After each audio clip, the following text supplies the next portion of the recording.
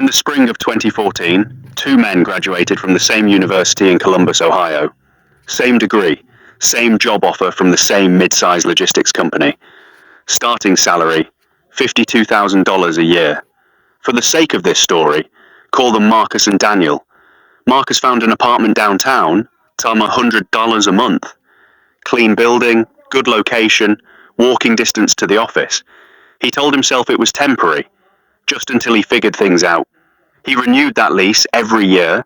By 2024, his rent had climbed to $1,740 a month. He had moved twice, always renting, always slightly nicer, always slightly more expensive. Over that 10-year period, Marcus spent just over $158,000 on rent. He has no equity, no asset, nothing to show for a decade of payments except a current address. Daniel did something different in 2015. He bought a modest 3-bedroom house in a suburb of Columbus for $187,000. He put down $18,700, 10%. His mortgage payment was $120 a month, including taxes and insurance. By 2024, that house was worth $341,000. His mortgage balance was down to $148,000. His net equity, $193,000. Same city, same starting salary, same decade. One man has $193,000 in wealth. The other has a lease renewal notice and $158,000 gone forever. What happened here was not random. Pattern interruption. Most people look at that story and think it's about discipline, or luck, or timing. They tell themselves Marcus just didn't save enough, or Daniel got fortunate with the market. But that explanation is too comfortable, because this pattern, this exact divergence, has been repeating in America for over 80 years. Different cities, different decades, different names, same outcome. The man who rents falls behind, not because he spends more on lifestyle, not because he earns less, but because he is participating in a system that was specifically designed to transfer wealth in one direction, and he is on the wrong side of that transfer. What most people miss is that the rental market in America is not simply a housing product. It is a financial mechanism, and once you understand how it works, you cannot unsee it. The mechanism, the equity displacement engine, I call it the equity displacement engine. It is not a conspiracy. It is not the fault of any single landlord or policy. It is the natural output of a system in which inflation, leverage, tax law, and human psychology all converge at a single point. And that point is the monthly rent payment. The engine has one function. It takes the wealth building capacity of the renter and transfers it systematically and legally to the balance sheet of the owner every month without interruption, for as long as the renter continues to participate. And the most remarkable part of this engine is not that it exists. It is that the people powering it, the renters, are often the ones defending it. They call it flexibility. They call it freedom. They call it being smart with money. The data tells a different story entirely. Breakdown. The 5 phases of the equity displacement engine. Phase 1. The entry illusion. The engine begins at the moment a person decides to rent instead of buy, and the justification they use is almost always the same. Buying feels too expensive right now. In 2024, the median home price in America was approximately $412,000. The down payment on that home at the conventional 20% level is $82,400. For many Americans, particularly those in their mid-20s, that number feels prohibitive. So they rent, temporarily, just until things settle. This is phase 1, the entry illusion. The illusion is that renting is the affordable option, but affordability is not simply a monthly payment calculation. It is a wealth accumulation question asked over time. A $1,700 monthly rent payment sustained over 10 years equals $2,004,000 in total expenditure. At the end of those 10 years, the renter owns nothing. The landlord, meanwhile, has had a tenant service the mortgage, cover the property taxes, in effect, and maintain a cash-flowing asset, all while the property appreciated. The entry cost of home ownership felt too high. The true cost of not owning was never calculated. Facetwo. The inflation inversion here is where the engine accelerates. When you own a home with a fixed rate mortgage, inflation works in your favor. Your payment stays the same while the value of the asset climbs. The dollar you borrowed in 2015 is repaid with a 2024 dollar that is worth considerably less in purchasing power, but the asset you hold has repriced upward to reflect that same inflation. When you rent, the inversion occurs. Inflation works against you. Landlords do not hold rent steady during inflationary periods. Between 2020 and 2024, median asking rents in the United States increased by approximately 26%. In cities like Miami, Austin, and Phoenix, rent increases exceeded 40% over the same period. The renters' monthly cost rose. Their asset base did not. They were paying more for the same outcome, zero ownership. This is phase 2, the inflation inversion. The homeowner benefits from the same economic force that punishes the renter. Same inflation, opposite effect, different side of the ledger. Phase 3, the compounding absence. By year 5 of renting, something silent has happened to the long-term renter that they will rarely notice until much later. Compounding, and the single most powerful force in personal wealth accumulation, has been absent from their balance sheet. The homeowner's equity compounds in 2 ways simultaneously. First, through appreciation. The asset gains value, and that gain applies to the entire asset, not just the equity stake. A $200,000 home appreciating at 4% annually gains $8,000 in year 1, regardless of whether the owner's down payment was $20,000 or $40,000. That is leverage working silently in the background. Second, through mortgage pay down, each monthly payment retires a portion of debt, increasing net equity even in a flat market. The renter experiences neither. Their monthly payment produces no compounding. It enters the landlord's account, services the landlord's mortgage, and the renter begins again next month from zero. This is phase 3, the compounding absence. It is not a dramatic event. It produces no notification. It is simply the absence of a process. But that absence, over a decade, becomes the difference between a $193,000 net worth and a filing cabinet full of lease agreements. Phase 4, the lifestyle creep lock-in. As the renter's income grows, a predictable behavior pattern emerges. They upgrade. They move from the $1,100 apartment to the $1,600 apartment, then from the $1,600 to the $200. Each upgrade feels earned, and it is, in one sense, their income has risen, and there is nothing inherently wrong with improving one's living conditions. But the mechanism does something subtle here. Each rent increase raises the threshold required to transition into home ownership. The renter, who might have comfortably purchased a starter home at age 26, finds themselves at age 32 with a higher income but also higher monthly obligations, higher lifestyle expectations, and, critically, a down payment fund that never fully materialized because the rent kept consuming what might have been savings. This is phase 4, the lifestyle. Creep lock-in. The engine uses rising income not to build wealth, but to raise the cost of the machine itself. The renter runs faster. The treadmill speeds up. The gap between them and ownership quietly widens. Phase 5. The permanent renter classification. By their late 30s or early 40s, a portion of long-term renters cross an invisible threshold. They do not experience this as a dramatic moment, but economically it is. Home prices in the markets where they live have outpaced their savings capacity. Their rent, which has been rising for a decade, now consumes 35, 40, sometimes 45% of their take-home income. The down payment they would need on a home that has appreciated significantly since they first chose to rent is now larger in absolute terms than it was in 2014. Their window has not closed entirely, but it has narrowed to the point where purchasing requires a level of financial sacrifice they are no longer positioned to absorb. The Federal Reserve's survey of consumer finances has consistently shown that the median net worth of a homeowner in America is approximately 40 times higher than that of a renter. Not 40% more, 40 times more. In 2022, the median homeowner net worth was $396,200. The median renter net worth was $10,400. This is phase 5, the permanent renter classification, not a legal designation, not a moral failure, simply the compounded output of the engine arriving at its final destination, historical proof. This has happened before. The equity displacement engine is not a modern invention. It has operated in every major housing cycle in American history. The conditions change, the mechanism does not. 1929 and the decade that followed, the Great Depression produced one of the most significant wealth divergences in American history, and it did not fall evenly across housing positions.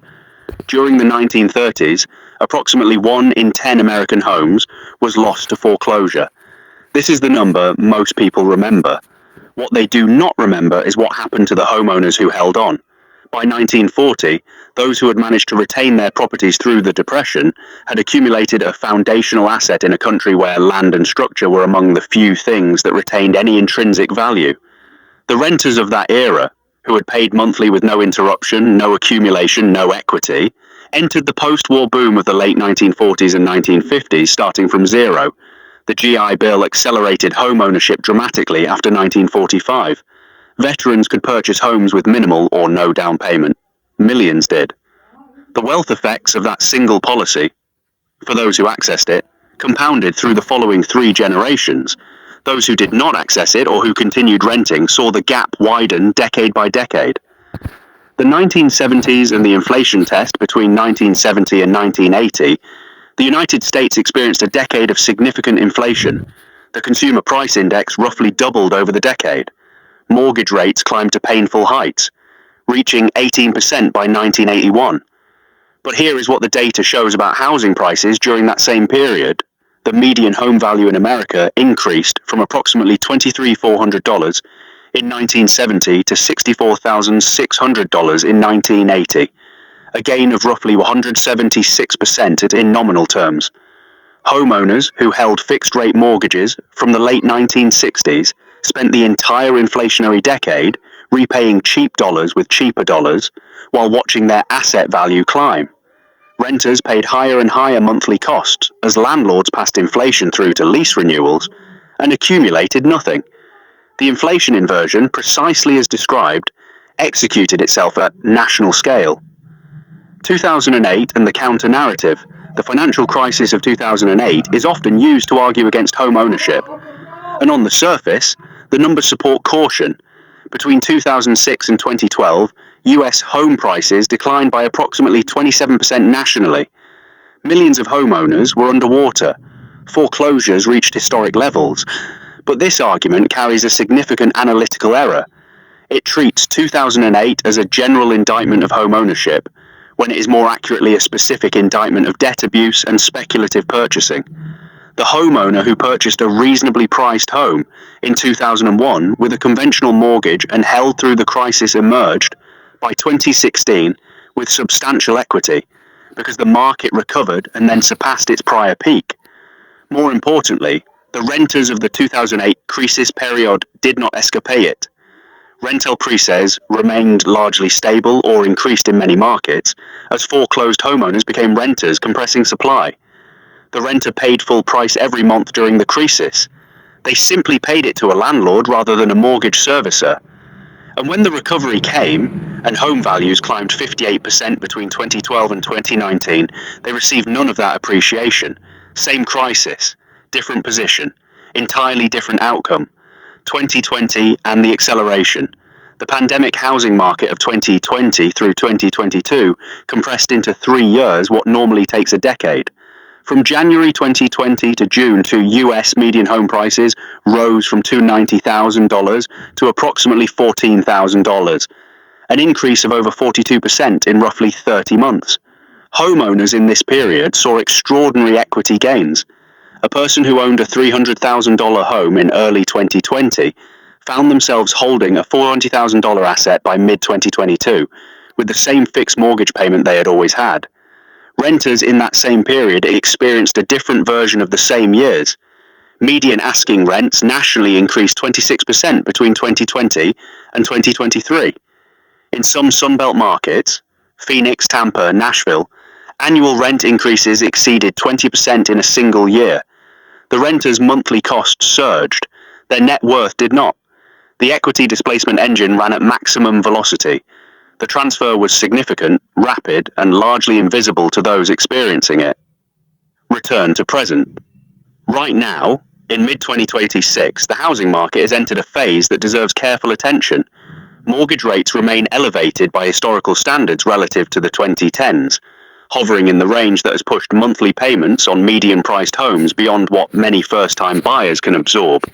Home prices, while cooling from their 2022 peaks in some markets, have not declined meaningfully in most major metropolitan areas. The inventory of homes for sale remains structurally constrained. As a result, the renter population in America has grown.